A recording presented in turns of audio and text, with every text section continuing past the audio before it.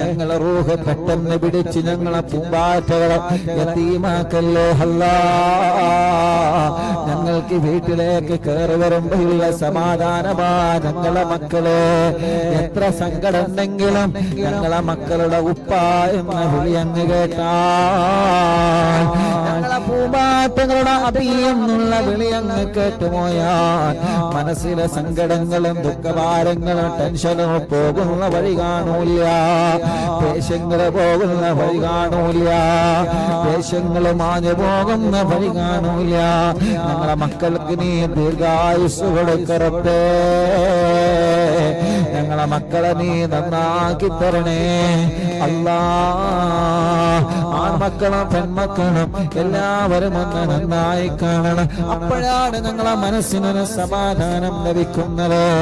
ഞങ്ങളെ മക്കള് നന്നായി ഒരു പോസ്റ്റിലെത്തുന്നത് വരെ